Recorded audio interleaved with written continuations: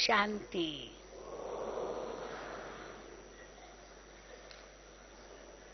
हम सभी ब्रह्मा मुख वंशावली ब्राह्मण ब्रह्मा कुमार ब्रह्मा कुमारियां बाप दादा के नूरे रतन निश्चय से कहते हैं कि भगवान ही इस संगम युग पर माता पिता के रूप में हमारी पालना कर रहे हैं, शिक्षक के रूप में हमें पढ़ा रहे हैं और सतगुरु के रूप में हमें पावन बनाकर घर ले जा रहे हैं। यही निश्चय सबको है ना। जो समझते हैं ये निश्चय है वो हाथ उठाएं। आप कहेंगे हाँ क्यों नहीं, इसी निश्चय से ही तो हम यहाँ आए हैं, भाग भाग कर आए हैं, उड़ उड़ कर आए हैं, चाहे ट्रेन से सफर कर चाहे हवाई जहाज से सफर कर पहुंच गए हैं बाबा के घर में। और स्वयं भगवान इस धरा पर पहुंचकर हम बच्चों से मिल रहे हैं, मिलने आते हैं, तो हम क्यों नहीं स्वयं हम भी जाएं। बाबा ने पिछले मुरली में भी कहा कि आप तो कितना दूर से आते हो। भारत का अगर कन्याकुमारी देखें या कश्मीर देखें, काफी दूर है आबू से, परंतु चलो अमेरिका से भी कोई आते हैं, परंतु भगवान कितनी दूर से आता है, परम धाम से आता है। तो उस दूरी की भेंट में तो इस दुनिया की दूरी कितनी भी बड़ी क्यों न हो, लेकिन कुछ नहीं है। फिर ये भी कहते हैं कि बाबा को तो 1 सेकंड लगता है आने में। तो शिव बाबा को परम धाम से आने में 1 सेकंड लगता है और ब्रह्मा बाबा को भी सूक्ष्म वतन से सृष्टि पंच पर आने में 1 सेकंड ही लगता है। शिव बाबा बिंदु रूप में और ब्रह्मा बाप उनकी भी आत्मा है तो बिंदु रूप, लेकिन फरिश्ता का चोला धारण किए हुए हैं और बाप दादा के रूप में गुलजार दादी जी के तन में प्रविष्ट होकर हम बच्चों से मिलन मनाने आते हैं। हम बच्चों को वरदान देने आते हैं।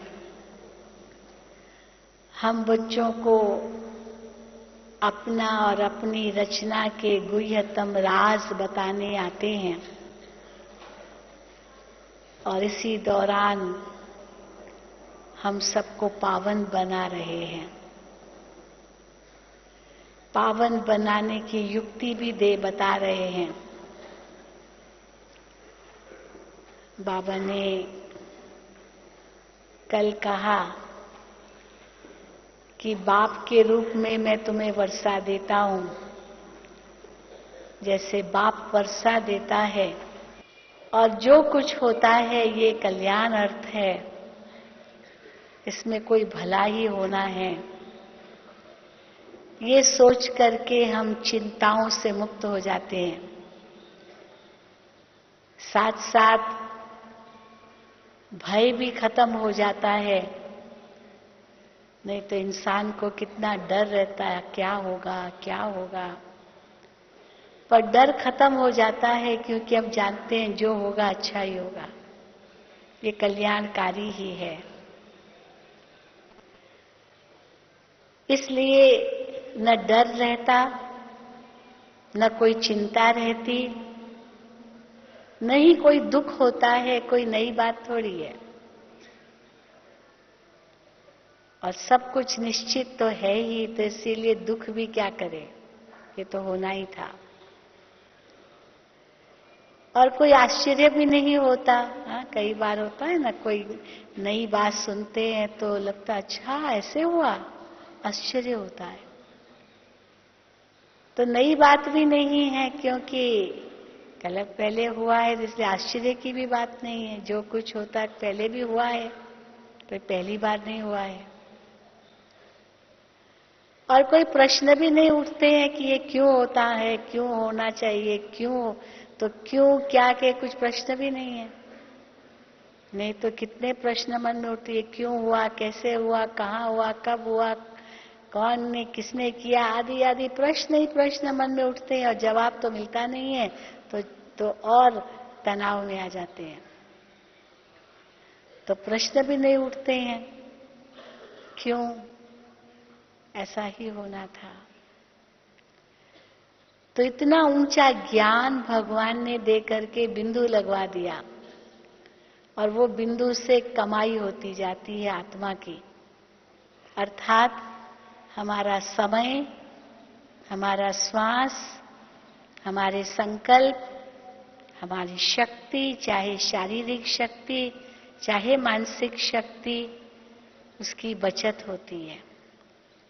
तो एक और बचत करते जाते हैं, दूसरी और कमाई में बरकत पड़ती जाती है, जीरो जीरो ऐड होते जाते हैं।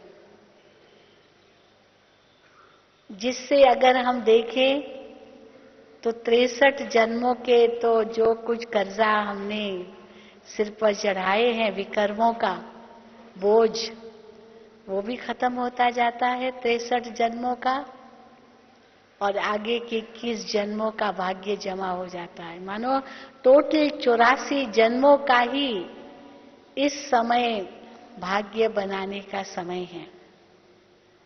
पिछला 63 खत्म, आगे का 21 जोड़ना।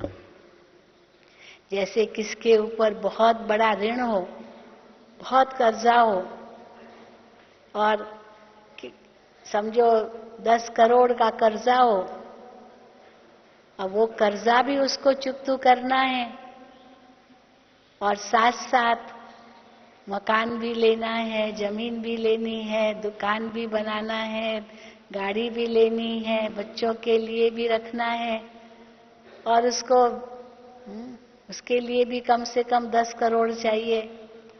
और अचानक उसको 20 करोड़ की लॉटरी लग जाए, मान लो, तो क्या होगा? 20 करोड़ की लॉटरी लग जाए तो 10 करोड़ जो उसका कर्ज था वो भी चुकता कर देगा, और भविष्य का भी 10 करोड़ के लिए 10 से बना लेगा। तो मानो ये भी ऐसे ही है।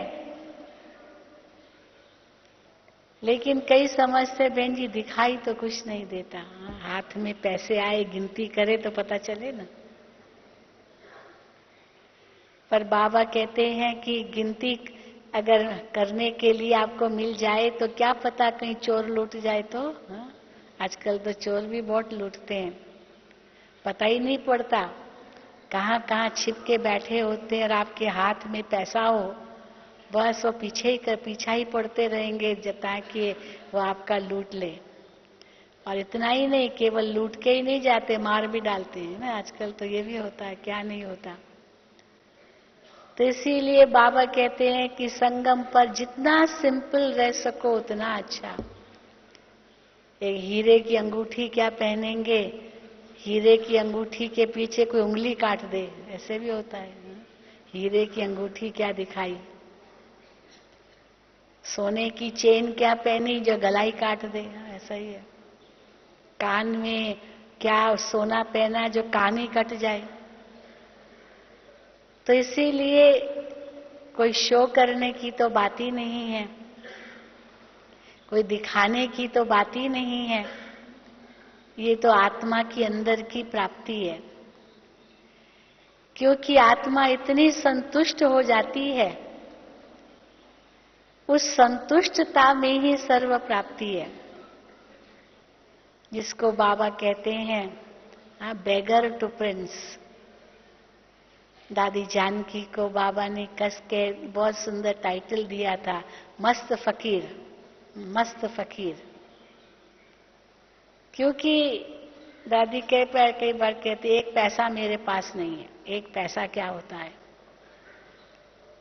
पर फिर भी बेपरवाह बादशाह हूं। एक पैसा नहीं जेब में, कोई जेब ही नहीं है, कोई थैला भी नहीं, कोई पर्स भी नहीं, और मैं बेपरवाह बादशाह हूं, सारे विश्व पर राज्य करने वाले। या बेगर टू प्रिंस बनने वाले, अभी एकदम बेगर बनना है, मेरा कुछ भी नहीं, यहां तक कि मेरा शरीर भी नहीं तो चलो मेरा मेरा न करे, पर शरीर तो मेरा मेरा तो करता ही है ना, और कुछ न सही मेरा शरीर तो मेरे साथ ही है। जो बाबा कहते ये दुम्ब की तरह है, जैसे बंदर की पूंछ उसके साथ साथ ही होगी ना, भले कहां भी को दौड़ेगा या कूदेगा, पूंछ भी साथ साथ ही होती है। तो ये शरीर भी दुम्ब की तरह है, आत्मा के साथ साथ ही है। तो उसको भी कैसे भुलाएं, उसके लिए बाबा बार बार कहते रहते हैं, बच्चे आत्म अभिमानी बनो, आत्म अभिमानी बनो। तो पहले देह, फिर उसके बाद देह के संबंध, वो भी पीछा नहीं छोड़ते हैं, क्योंकि कर्मों का हिसाब किताब तो है न 63 जन्मों का उनके साथ। तो उसके लिए फिर बाबा कहते हैं मेरे साथ सर्व संबंध जोड़ो। तो ये देह भी मेरी नहीं, तो जो देह का भान मेरा मेरा आता है वो छूट गया। और अगर देह है मेरी, आज बाबा ने स्लोगन में कहा मेरा मेरा, या देह के लिए भी अगर हम करते हैं तो फिर ये फरिश्ता देह मेरी है, वो सोचो।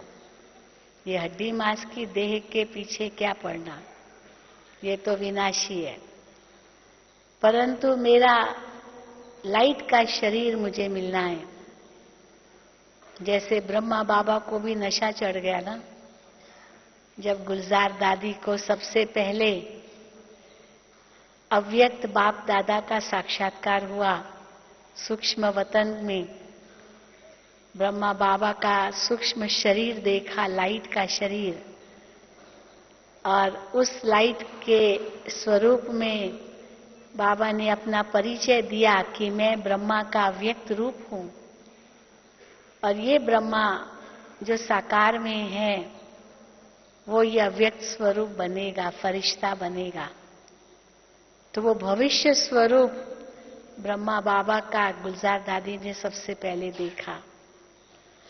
तो ब्रह्मा बाबा को जब ये पता चला मेरा सूक्ष्म स्वरूप, प्रकाश का स्वरूप सूक्ष्म वतन में है और मुझे वो बनना है, तो बस बाबा को नशा चढ़ गया, मुझे फरिश्ता बनना है, मुझे फरिश्ता बनना है।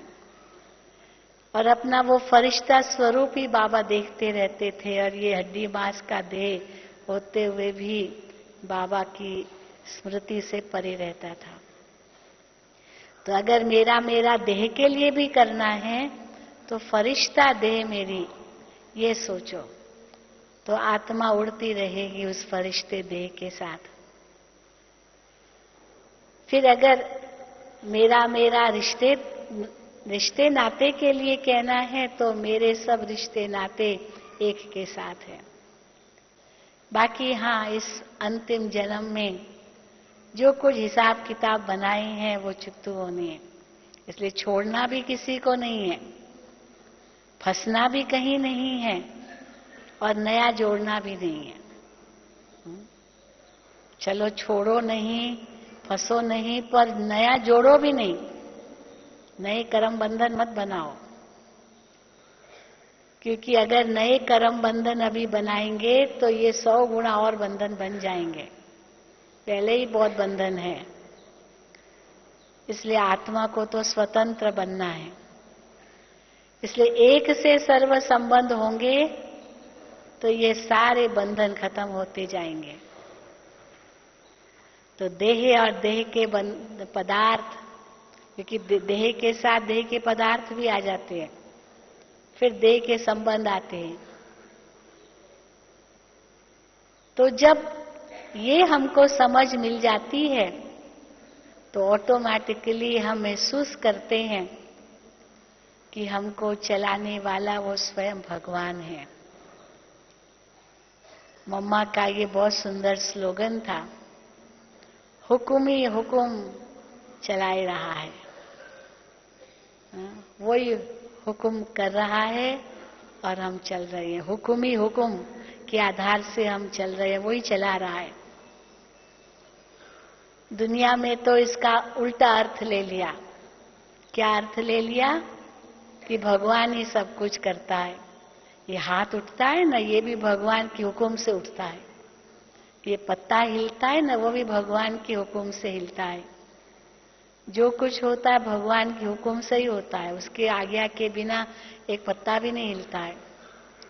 लेकिन ये उल्टा अर्थ ले लिया, क्योंकि भगवान को क्या पड़ी है एक एक पत्ते को हुक्म करे, हिलो, अभी मत हिलो। हाँ, ये तो प्रकृति का नियम है।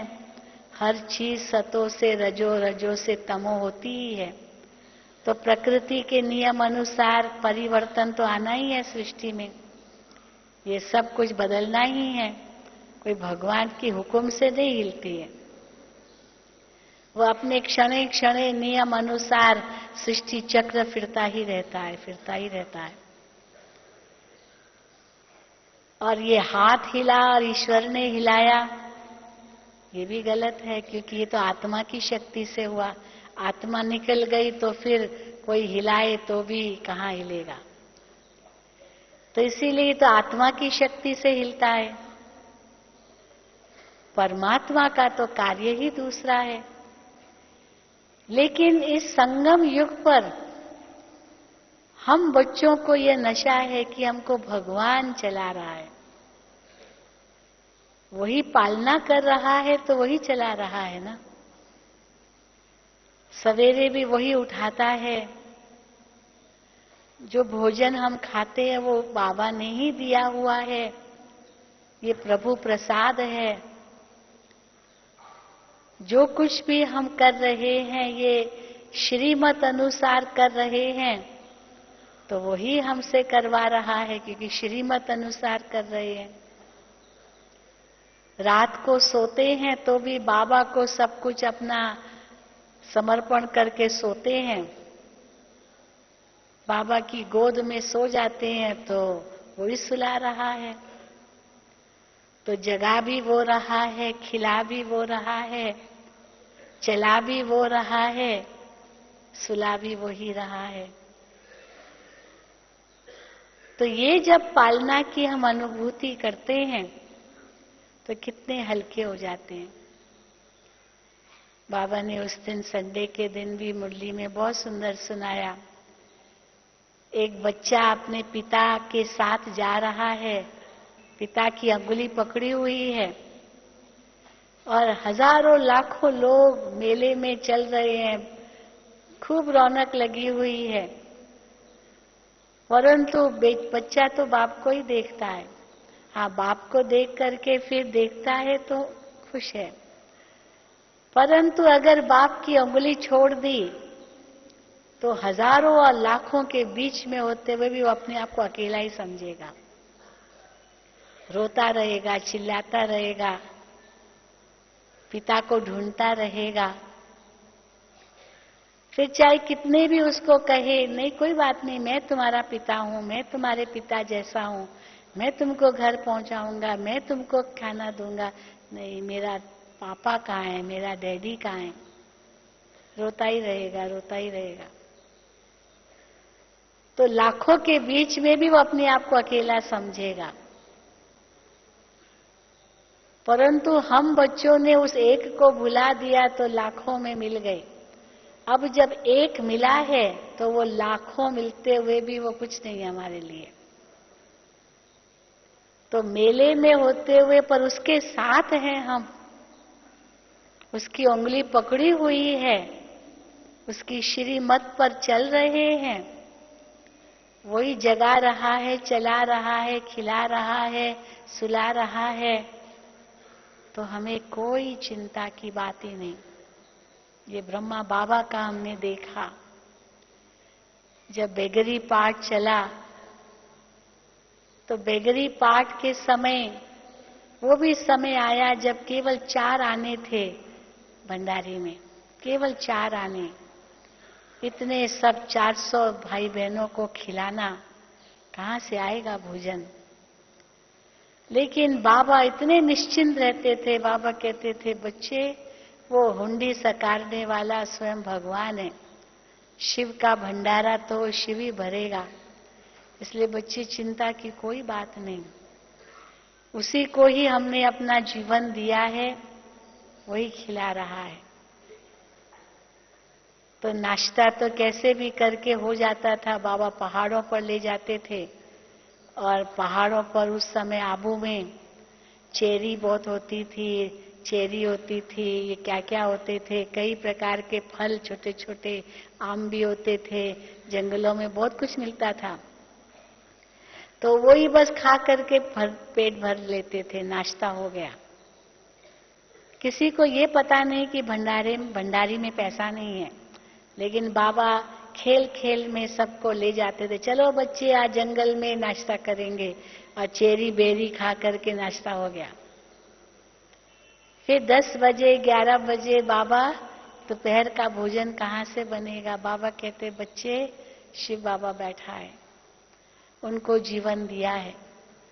और सचमुच जैसे 10-11 बजते थे, पोस्ट आती थी। कहाँ से पोस्ट आती थी पता ही नहीं, और उस लेटर में खोलो तो अंदर में पैसे पड़े हैं। कहाँ से पैसे आए पता ही नहीं, नाम भी नहीं, किसने भेजे पता ही नहीं, भेजने वाले का नाम भी नहीं। और बाबा कहते थे, लो बच्चे, बाबा ने भेजा है, जाओ। हाँ, अभी आटा ले आओ, चावल ले आओ, चीनी लाओ, और हो गया। कितना आश्चर्य होता था। बाबा को लगता था कि हाँ, बच्चों को लगता था क्या होगा। बाबा कहते थे, बच्चे, किसको जीवन दिया है? भगवान को जीवन दिया है। तो इसी प्रकार के चमत्कार उस समय हुए।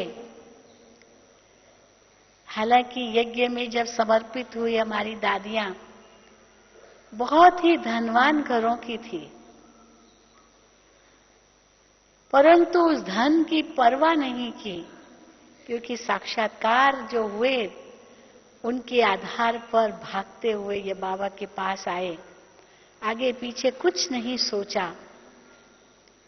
बाबा से साक्षात्कार हुआ, विनाश का साक्षात्कार हुआ, बस अगली दिवाली नहीं आएगी, बाबा ने कह दिया, बस आगे कुछ नहीं सोचा। इतनी बड़ी जिंदगी बितानी है, कैसे बीतेगी, बस स्वाहा हो गए। पर उस समय तो बाबा का अपना धन था जो अपने बिजनेस से मिला था। तो बाबा ने कैसे बिल्कुल शहजादियों की तरह बच्चों की पालना की, बहुत सुंदर रूप से पालना की। जो 14 साल तो दुनिया की सुध-बुध नहीं रहे, बिल्कुल नहीं दुनिया की, क्या हो रहा है क्या नहीं हो रहा है कुछ पता नहीं, कोई न्यूज नहीं आती थी, अखबार तो पढ़ते ही नहीं थे, कोई टीवी वीवी तो थी ही नहीं। आजकल तो मिनट मिनट न्यूज मिल जाती है, आपके मोबाइल पर भी मिनट मिनट की न्यूज मिलती है।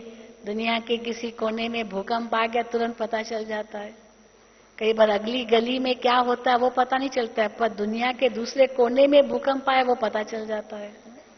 आजकल मीडिया का इतना बोलबाला है। तो इसीलिए उस समय तो ये कुछ भी नहीं था। इसीलिए दुनिया में क्या हो रहा है, दूसरा विश्व युद्ध हुआ, हिंदुस्तान पाकिस्तान का बंटवारा हुआ, इतने भूकंप हुए, 14 साल तो दुनिया से बेखबर थे। फिर भारत में जब आए तब बेगरी पाठ तो शुरू हुआ।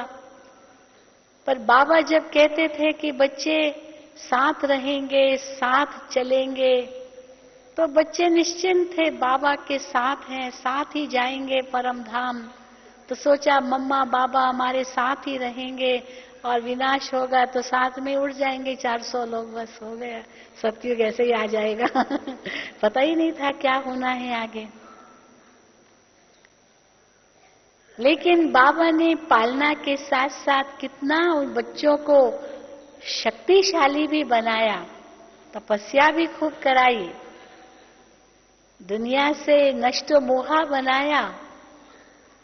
इतना प्यार दे करके दुनियावी प्यार को तो भुलवा ही दिया।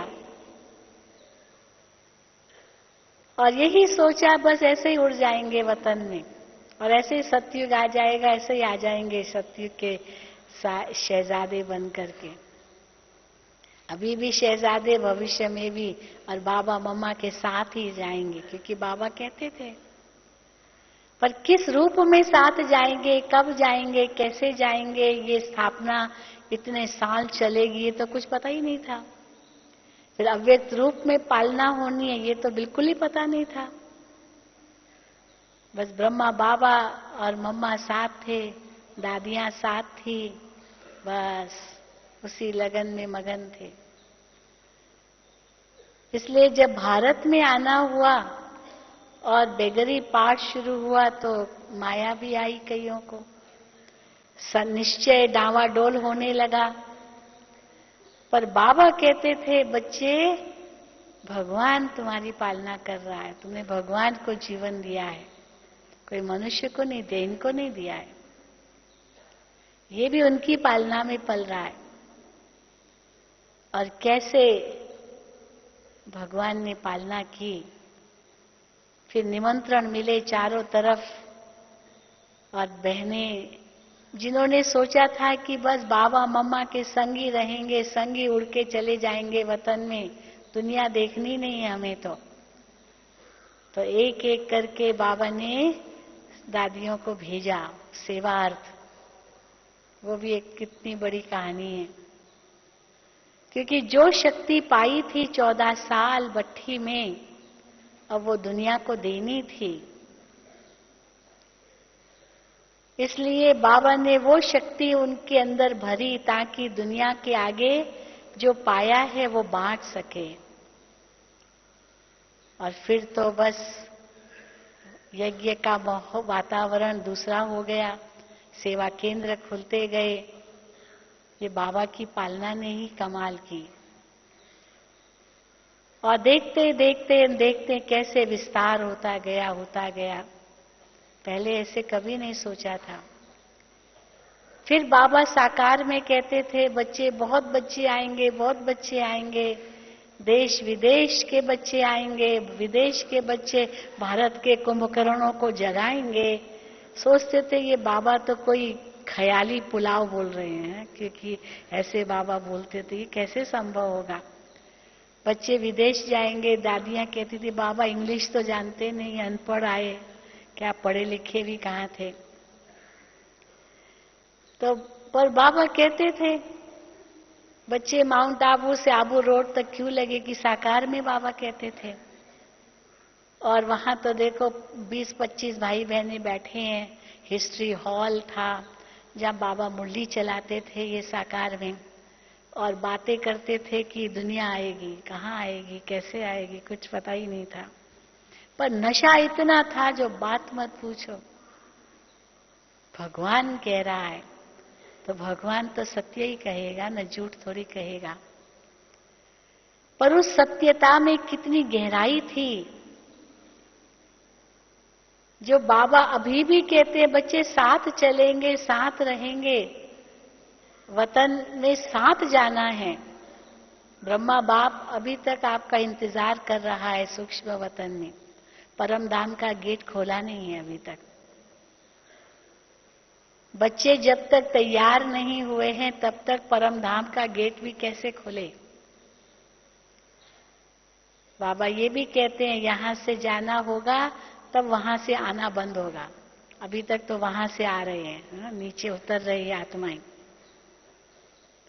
एंट्री हो रही है इस सृष्टि पर। अभी तक फैमिली प्लानिंग की बातें करते हैं सरकारें, लेकिन फैमिली प्लानिंग तो भगवान ही कर सकता है, जब सबको वापस भेज देगा घर जाओ। केवल 9 लाख ही सृष्टि मंच पर होंगे, लेकिन अभी तक तो उतर ही रहे हैं। और हम बच्चे यहाँ संपूर्ण बनते जा रहे हैं, संपूर्णता के निकट आते जा रहे हैं। नई राजधानी स्थापन हो रही है, जिसके लिए महाराजा महारानी, प्रजा, दास दासियां, नौकर चाकर सब चाहिए, क्योंकि राजधानी स्थापन हो रही है। एक और राजधानी स्थापन हो रही है, दूसरी ओर धर्म स्थापन हो रहा है देवी देवताओं का, जो प्राय लोप हो चुका है, और तीसरी ओर ये ईश्वरीय परिवार बनता जा रहा है, जो विश्व के कोने कोने में चला गया है, वो वापस अपने पिता के पास आ रहा है। अभी भी आप देखेंगे कल बाबा के सामने इस समय लगभग 700-800 विदेशी भाई बहनें हैं, जो ऊपर पांडव भवन ज्ञान सरोवर में हैं। कल मिलेंगे, सारा विश्व परिवार इकट्ठा होगा एक ही जगह यहाँ भगवान के सामने, बाप दादा के सामने। और इतना ही नहीं, विश्व की आत्माएं लाइव सुनेगी, बाबा की मुरली देखेगी भी बाप दादा को दुनिया के कोने कोने में। विज्ञान का इतना सुख मिल रहा है, केवल सुनेंगी नहीं, देखेंगी नहीं। बाबा तो हिंदी में बोलेंगे, पर अपनी भाषा में वो ट्रांसलेट करेंगे उस समय, और एक ही समय पर सारे ब्राह्मण परिवार वाले बाबा की मुरली देखेंगे, बाबा को सुनेंगे। तो ये एक सुंदर जो भी स्वरूप है, आज से 40 साल पहले जब साकार में बाबा थे, तब कोई स्वप्न में भी नहीं सोच सकता होगा, पर बाबा कहते थे। और भारत के कुंभकर्णों को विदेशी आकर के जगाएंगे, वो तो और ऊंची बात थी, और अभी वो भी साकार में देख रहे हैं। अभी बहुत बड़े बड़े प्रोग्राम्स हमारे विदेशी भाई बहनें भारत के कोने कोने में कर रहे हैं। अभी अभी अहमदाबाद में किया, उसके पहले हैदराबाद में किया, उसके पहले इंदौर में किया, कई स्थानों पर अभी और ट्रेनिंग देते जा रहे हैं।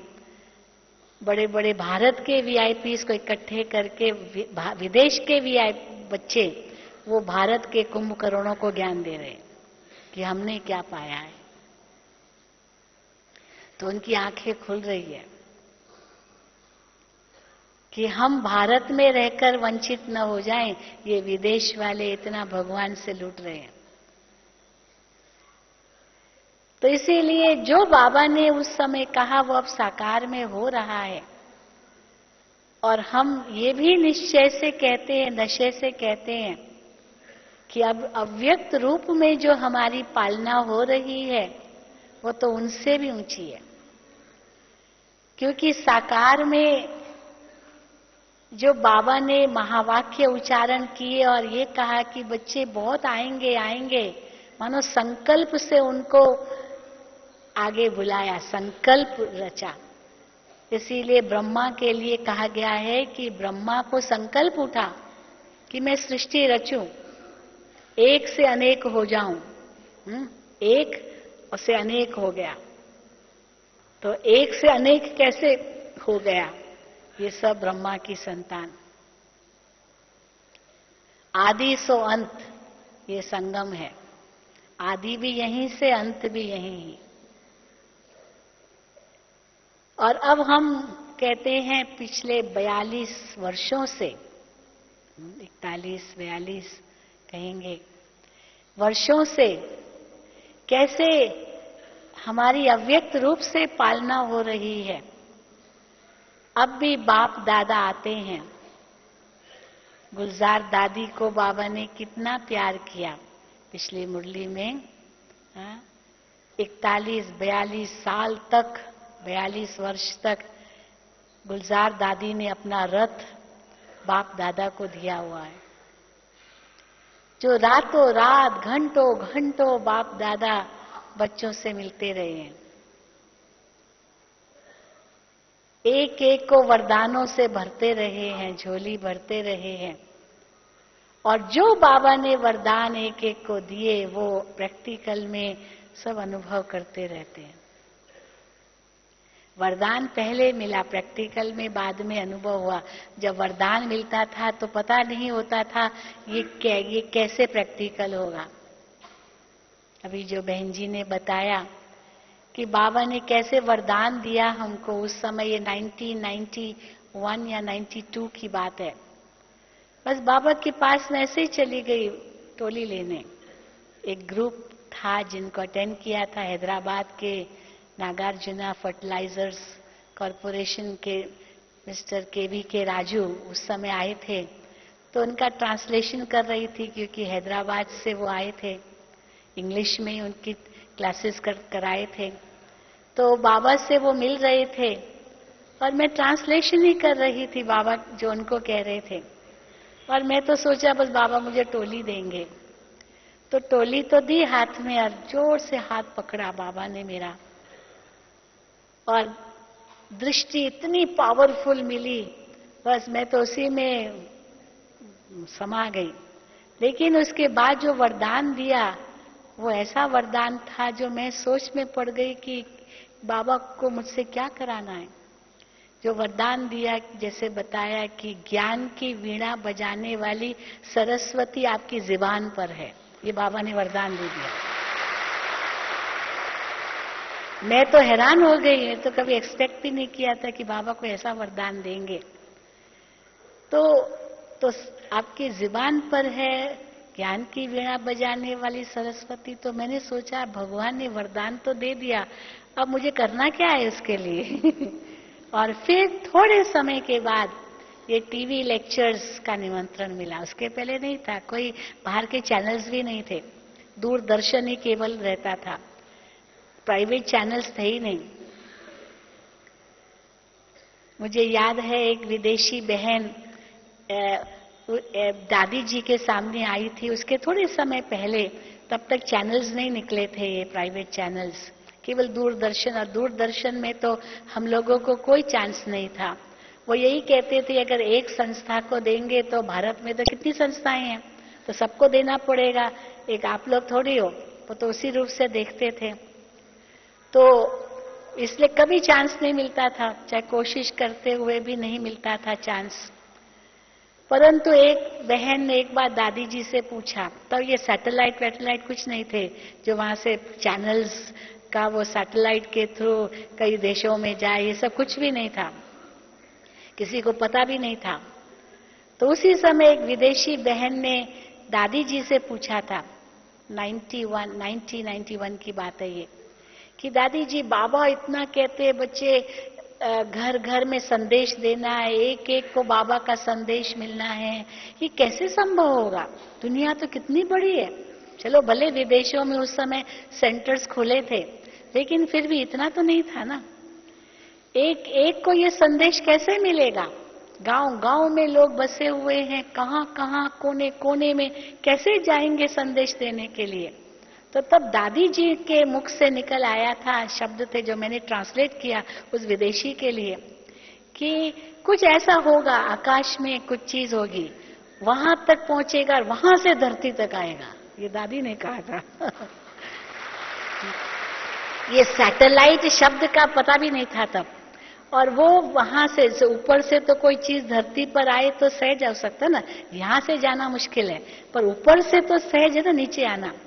तो ये होगा और फिर उसी के आधार से घर घर में जाएगा। तभी ये टीवी मतलब कोई ज्यादा भी नहीं थे भारत में, तो एक दूरदर्शन ही था टीवी थी, परंतु इतना नहीं था घर घर में टीवी हो, ये भी नहीं था। अभी तो गांव गांव में एक एक झोपड़ी झोपड़ी में टीवी है, हा? उस समय तो इतना सब कुछ भी नहीं था। तो ये जो दादी ने कहा तो उस समय वो सोचती रह गई, ऐसा क्या होगा, कैसे होगा? जो ऊपर से आएगा आवाज, ऊपर से दृश्य आएंगे और फिर घर घर में संदेश पहुंचेगा। हमको थोड़ी घर घर में जाना है, घर घर में अपने आप संदेश पहुंचेगा। तो कैसे संदेश पहुंचेगा ये पता नहीं था। तो फिर उसके बाद 91 में जब ये मस्जिद जो गिराई गई बाबरी मस्जिद, तो उसके बाद बहुत कुछ राइट्स हुए। तो वो जो झगड़े हुए उस समय, उसके बाद ये चैनल्स चालू हुए हैं 91 के बाद। अभी 20 साल ही हुए हैं, उससे कम। तो मानो कि जब ये चैनल्स चालू हुए, फिर उन्होंने ही ये सोचा कि हम अभी ये कैसे भारत के अंदर शांति हो, प्यार प्रेम से रहे, धर्मों के बीच में झगड़े न हो। तो इस हिसाब से उन्होंने सोचा कि ऐसे कोई गुरु लोग, महात्मा लोग आए और कोई शांति की बातें करें। तब ब्रह्मा कुमारियों को भी निमंत्रण मिला कि आप शांति की बातें केवल करने के लिए आपको हम स्वीकृति देते हैं। प्राइवेट चैनल्स, वो भी ये कौन सा था, जी टीवी, सबसे पहले वही शुरू हुआ और उसमें हम लोगों को निमंत्रण मिला। तब मुझे याद है कि देखो दादी जी कह रहे थे और अभी एकदम से और बाबा ने वो वरदान दे दिया।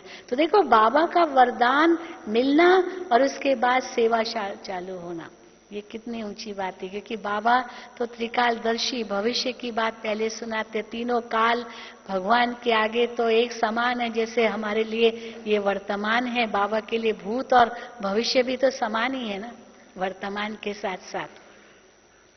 तो बाबा जब अव्यक्त रूप में भी ये सब कहते रहे तो महसूस होता है कि बाबा का ये कार्य कैसे चल रहा है।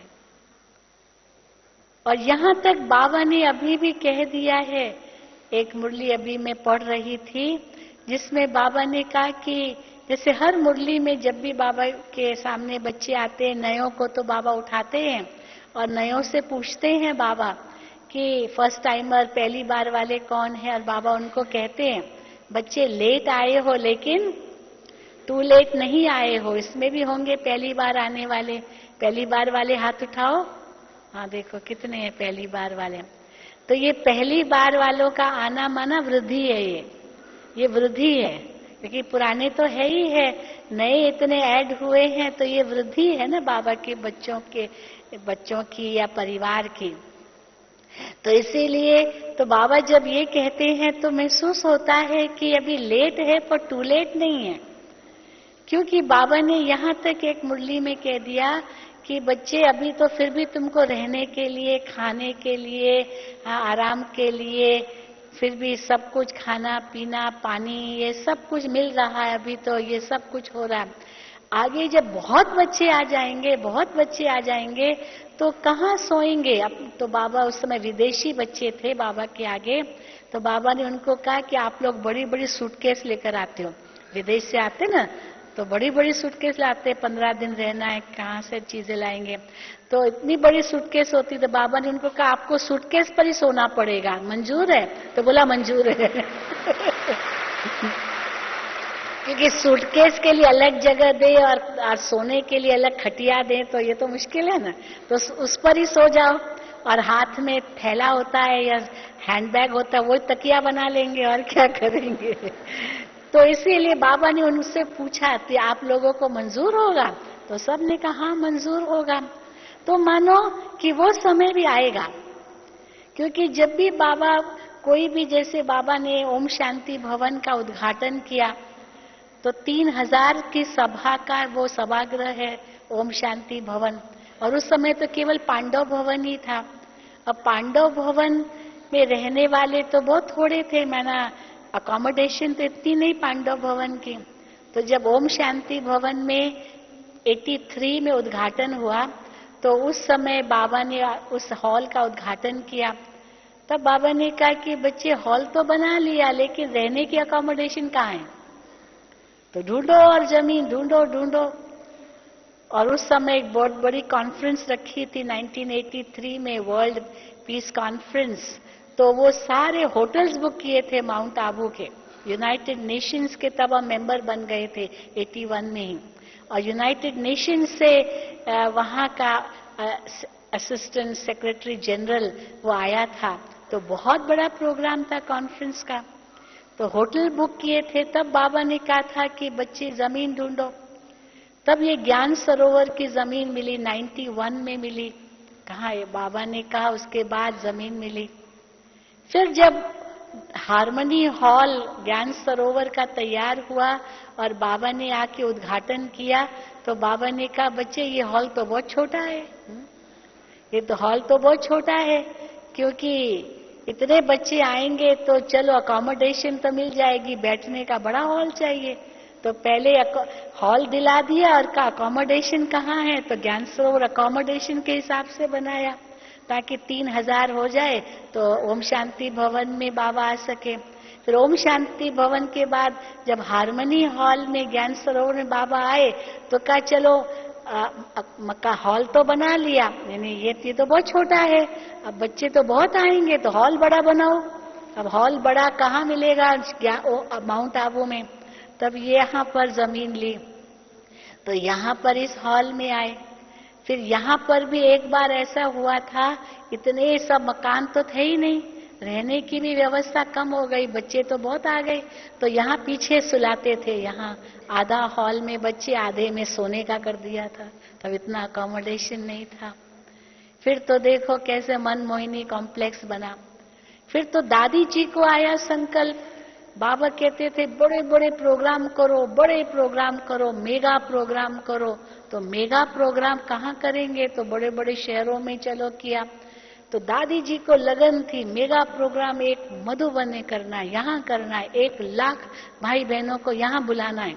अब 1 लाख तो यहाँ बैठ नहीं सकते, तो फिर बहुत बड़ा तपोवन के पास वहाँ नदी के किनारे बहुत बड़ी जमीन लिए जहाँ 1 लाख भी बैठ सकते हैं। मालूम है, देखा है ना आप लोगों ने, देखा है कि नहीं देखा है? नहीं देखा है? हाँ, जाके देखना, नदी किनारे बहुत बड़ी जमीन ली गई है जहाँ अभी तो वहाँ खेती होती है, पर 1 लाख लोगों को बिठा सकते हैं वहाँ अगर बड़ा प्रोग्राम करो, क्योंकि 1 लाख भी ब्राह्मण आ जाए तो भी बड़ी बात है ये यहाँ, क्योंकि इतनों को तो अकोमोडेट कर नहीं सकेंगे। पर फिर भी बाबा कहते अच्छा कितनों की सेवा की, कितने ब्राह्मण बच्चे हैं, तो चलो 4 लाख, 5 लाख, 8 लाख, 9 लाख तो पक्के ब्राह्मण चाहिए ही, 9 लाख पक्के ब्राह्मण चाहिए जो सतयुग की आदि की जनसंख्या चाहिए, क्योंकि जनसंख्या जो 9 लाख होगी वो सतयुग की आदि की होगी, तो वो तो पक्के ब्राह्मण चाहिए, कच्चे नहीं, कच्चे तो बाद में आएंगे, सतयुग त्रेता, प्रजा तो अपने आप बनेगी। इसलिए बाबा पूछते हैं बच्चों से, हाँ कौन बनेंगे लक्ष्मी नारायण, तो क्या करते हैं हम सब, हाँ कौन बनेंगे, सभी हाथ उठाते, आप लोग भी हाथ उठाते हो ना।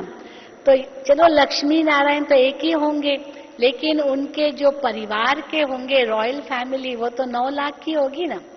मानो आप सोचो लक्ष्मी नारायण की जो परिवार होगा, सतयुग की आदि लक्ष्मी नारायण का पूरा 9 लाख, वो सब उनकी रॉयल फैमिली होगी। तो रॉयल फैमिली में तो हम सब आएंगे, तो नए आने वाले भी रॉयल फैमिली में आ गए, क्योंकि अभी धारणाओं पर चल रहे हैं, पक्के बन गए हैं, पवित्रता की धारणा कर रहे हैं, तो माला माल हो गए, भगवान का वर्षा मिल गया है, यही पालना है हमारी। तो 9 लाख तो तैयार हो ही गए हैं इस समय, बाकी रही बाद की प्रजा त्रेता अंत तक की, वो तो अपने आप बन रही है। भक्त तो अपने आप ही बन रहे, भक्तों के प्रति तो मेहनत करनी नहीं है, वो तो अपने आप जो केवल महिमा गाते हैं ना, आप लोग बहुत अच्छा काम करते हो, बहुत अच्छा ज्ञान, ये भक्त बन गए, ये भक्त बनेंगे द्वापर के। परंतु थोड़ा भी ज्ञान सुना समझा, शिव बाबा कहा, तो सतयुग त्रेता में आ जाएंगे, प्रजा के अंदर आ जाएंगे। और जो धारणा करेंगे पक्की निश्चय बुद्धि बन करके श्रीमत पर चलते हैं, बाबा की मुरली पर पूरा ध्यान है, पूरा आज्ञाकारी है, ब्रह्मा बाप समान वफादार फरमान बरदार आज्ञाकारी, जो ब्रह्मा बाबा के कदम बताए अभी, उस अनुसार चलते हैं, तो वो तो क्यों नहीं 9 लाख भी आएंगे। तो इसीलिए यहाँ पर तो हमें वो क्वालिटी चाहिए। आप लोगों को मालूम हो कि कुछ समय पहले, अभी थोड़े दिन पहले, राधा स्वामी का जो बड़ा गुरु है ना, वो आया था। कौन है राधा स्वामियों का जो बड़ा गुरु, क्या नाम है उसका, पता नहीं नाम या, तो वो आया था यहाँ, तो विदेशियों से भी मिला, दादी जानकी से मिला, खास यहाँ इसलिए आया था, ब्रह्मा कुमारियों का नाम तो सुना था, ब्यास में रहता है वो, बाकी तो उनके तो देश विदेश में बहुत सेंटर्स हैं राधा स्वामी के, बहुत है सब जगह, लेकिन खास उसको ये इंटरेस्ट थी कि यहाँ आप लोगों का जो सोलर सिस्टम है ना, वो देखना है, ताकि ब्रह्मा कुमारियों के इसका सोलर सिस्टम को वो कॉपी करना चाहते ब्यास में। वहां पर, इसलिए खास आया था। खैर वो तो आया तो कोई विदेशियों से मिलाया उनको। दादी जानकी तो बहुत अच्छी तरह से उनको ज्ञान का डोज दिया खूब। फिर उनको कहा आप कुछ कहो, कहा नहीं मैं तो केवल सुनने आया हूं, आपसे सुनने आया हूं। बिल्कुल, हम तो हैरान हो गए, एक शब्द नहीं बोला किसी दादी के आगे, एक शब्द नहीं बोला, सब मिले एक शब्द नहीं। फिर विदेशियों से मिले, अब विदेशियों ने तो नहीं सुना कि दादी ने उनको क्या ज्ञान दिया, डोज दिया। विदेशियों ने उनसे प्रश्न किए कि आपके कितने फॉलोअर्स हैं? कहता है पता ही नहीं। कहता है आई डोंट नो, इंग्लिश बहुत अच्छी बोलता है, पता ही नहीं है, क्योंकि वो तो बहुत है। हाँ, क्योंकि जहां जाएंगे 1 लाखों आ जाएंगे, चलो एक भाषण कर लिया। परंतु उसने एक शब्द बहुत अच्छा कहा। उसने कहा quantity does not matter, quality matters. Quantity कितनी भी हो वो कोई बड़ी बात नहीं है, पर क्वालिटी चाहिए। इसीलिए माना वो भी महसूस करता है कि क्वांटिटी तो बहुत आ जाती है लाखों आ जाते हैं, आजकल कोई कमी है क्या? हा? एक रामदेव का लेक्चर चलता है, लाखों कितने, बाप रे बात नहीं पूछो, टीवी पर भी देखते हैं इतने होते हैं। तो कई लोग हम लोगों को कहते हैं उसकी भेंट में तो हमारे पास तो बहुत कम है। तो बाबा कहते हैं हमें क्वांटिटी, तो क्वांटिटी के पीछे थोड़ी जाना, हमको क्या चाहिए? हाँ, क्वालिटी चाहिए। तो क्वालिटी माना जो सतयुग के आदि में आने वाली आत्माएं, जिसको बाबा कहते हैं वारिस बच्चे, जिसको हाँ एक तरफ ये वारिस बच्चे हैं, दूसरी ओर वो माइक बच्चे बनेंगे, माइक भी बहुत बनने हैं। जो सहयोगी है, सहयोगी बनते बनते योगी बन जाएंगे, तो वो भी तो आएंगे। ये सब तैयारी हो रही है, सब पालना का स्वरूप है। और बाप दादा अभी भी बच्चों से मिलते ही रहते हैं, दृष्टि बाबा की मिलती ही रहती है। और इतना सुंदर बाबा ने ये परिवार दिया है कि कितनों को बाबा ने सशक्त कर दिया। कोई एक की बात थोड़ी है। आप कई संस्थाओं में, एक कई संस्था में आप जाएंगे तो वहां पर चलो एक गुरु होगा, पर उसके जाने के बाद उसके बाद कौन? वैक्यूम क्रिएट हो जाता है। पर यहां तो बाबा ने कितनों को तैयार किया है, सब इतने सारे हैंड्स भगवान ने तैयार किए हैं, जो शिव शक्ति पांडव सेना बन करके सारे विश्व में ललकार कर रही है। तो आप सब भी उसी में हो ना, शिव शक्ति पांडव सेना, ललकार करने वाले कि भगवान हमारी पालना कर रहे हैं, हम भगवान हमारे माता पिता शिक्षक सदगुरु बन करके हमको पावन बना करके नई दुनिया के लिए लायक बना रहे हैं। सभी इसी निश्चय में है ना? हाँ, हाथ उठाएं जो समझते हैं। अवश्य इसी निश्चय और नशे में आगे बढ़ते जाना है और निशाने तक पहुंचना है। ओम शांति, ओम शांति।